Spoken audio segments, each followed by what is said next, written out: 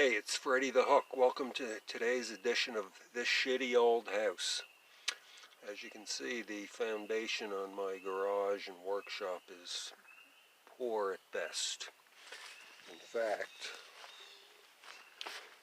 this whole section, the blocks were shifting to the inside and providing no support whatsoever. So I've come up with a plan that doesn't involve jacking up the building. It's kind of a cob job, but it's all I got. A standard cement block is 7 5/8 inches high. When you add a 3/8 inch grout line, mortar line, you wind up with 8 inches.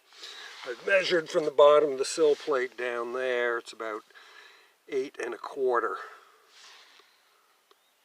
That gives me enough room to slide the block in. However, it's impossible to put another layer of mortar down without scraping it off as you slide it in. So what I'm going to do is use this landscape adhesive. It's like a super liquid nails. It's used for landscaping, stonework, woodwork, etc. I'll put a few beads down there, and then, so I don't scrape off the glue as I slide in the blocks, my plan is to slide it in over these tent poles and then pull them out, allowing the block to settle down into the glue.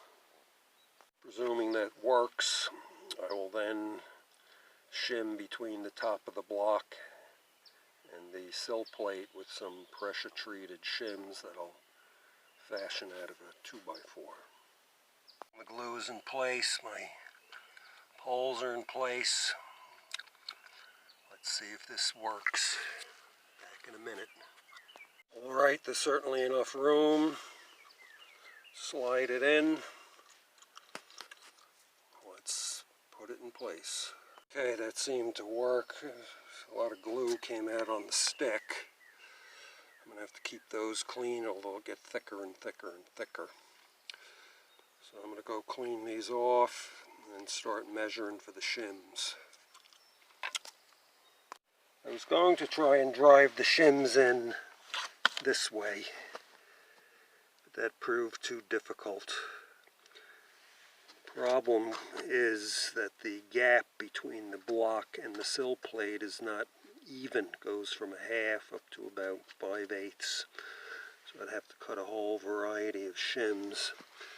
So what I'm going to do is just put them in here. It is what it is.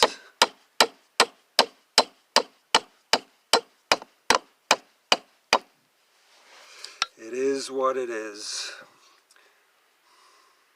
Well, I got 4 of them in there. 3 are tight. I think that's as good as it's going to get. Well, I've got all 6 blocks in that I took out. Shimmed them up as best I could. That end one broke, plus without the mortar between them a little short. I do have a couple of blocks laying around. I've never cut one, so that'll be fun. Anyway, I won't know till after next winter how well it holds up. Gotta let the frost get in and do its thing. Next step, replace the cedar, and then find a block to fit. Okay, all the blocks are in. I've got my shims.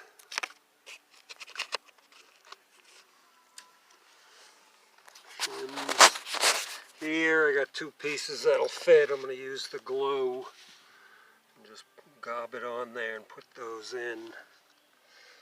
I think I will get some of that spray foam and put it in between the shims. Not so much to seal it up as to just hold them in place as the building shifts. I don't want them to come loose and fall out.